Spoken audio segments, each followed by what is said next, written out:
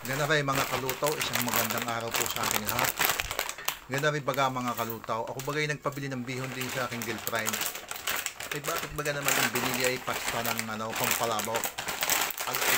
Lulutuin ko na rin mga kalutaw. Yan aking binubuksan na nga at aking ibababad sa tubig. Ibababad natin ito ng mga isang taon mga kalutaw bago natin lutuin. Hindi, joke lang yun mga kalutaw. Ay habang nakababad ito mga kalutaw ay di tayo magagayat ng mga ingredients. Yung panlahok natin dito sa ating palabok mga kalutaw. Ito nga palang ating gagawin palabok ito, bali 2 balot ito. Ibababad natin siguro mga ito ng mga 2 oras, pwede na siguro ito mga kalutaw.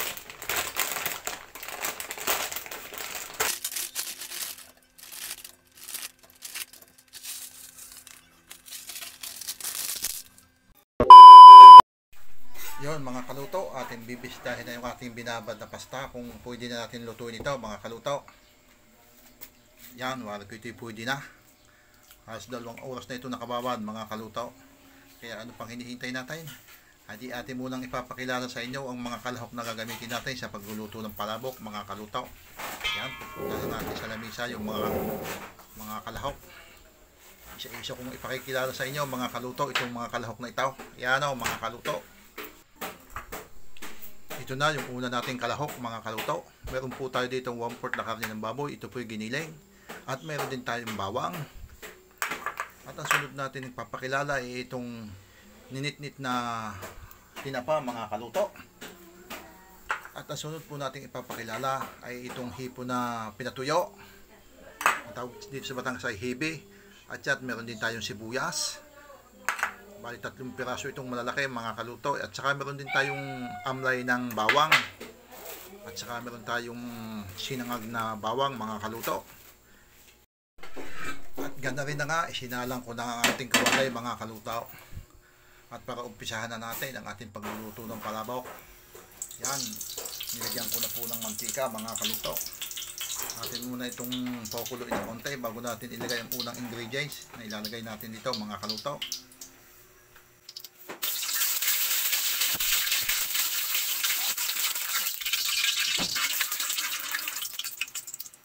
Yan, ganda rin nga mga kalutaw ay di uhulog na yung unang kalahok.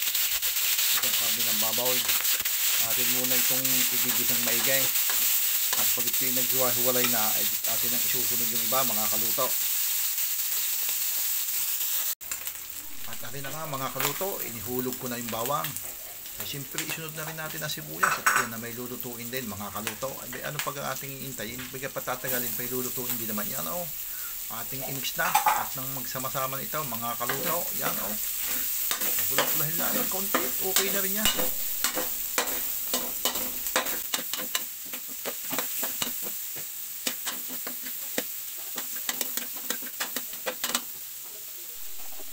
Alibaga mga kaluto, ilalagyan ko na ng konting asin at nang magkaroon na ng lasa.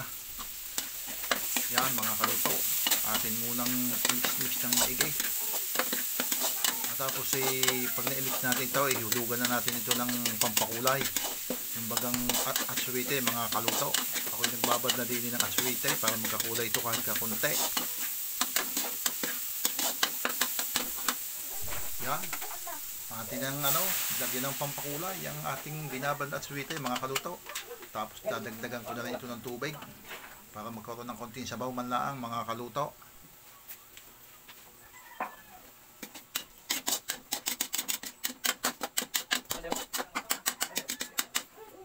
Yan din natin ng tubig ito mga kalutaw. Tapos natin madagdagan ang tubig yan, ay di atin tatakluban at atin kukuluin. At kapag ito'y nakakulo, ay di atin ang ilalagay lahat yung mga natitira pang mga kalahok mga kalutaw. Abay mabisita na nga aray kung ito'y nakulo na. Yan na nga mga kalutaw, ay talagang kulo ang kuluan na nga. Ay ihulog na natin ang dapat ihulog. Yan, inihulog ko na po ang paminta. Nilagyan na natin ang paminta mga kalutaw. Ang isusunod natin ihulog dito mga kaluto ay yung tinapa, yung ninitnit na tinapa. Yan mga kaluto, bali ito ay halagang 60 pesos lang yung tinapang binili ko mga kaluto. Yan, nilagyan din na natin ng magic syrup. Isang balot lang na maliit na magic syrup mga kaluto.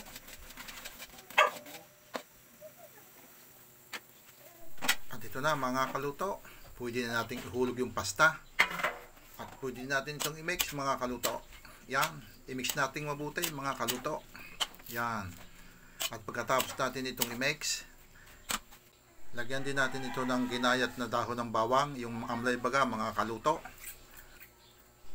Ari na yung sinasabi ko na panlahok nating sinangag na bawang. At yan ay talagang napakalaking bagay. Pampalasa ito mga kaluto. Napakasarap niyan pag madami. Mamaya pag ito ating nahangaw, lalagyan uli natin ito ng bawang na sinangag. Imimix mula natin ito ng konting oras. Yan.